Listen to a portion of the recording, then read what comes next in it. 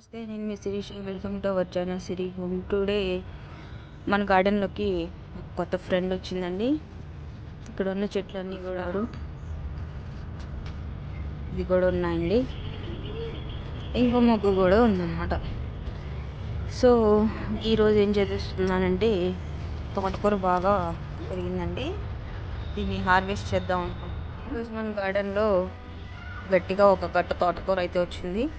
తర్వాత ఇంకక్కడ పాలకూర కూడా ఉందండి, ఫ్రెష్గానే ఉంది. ఇది కూడా పెద్ద కట్టే వచ్చిందండి.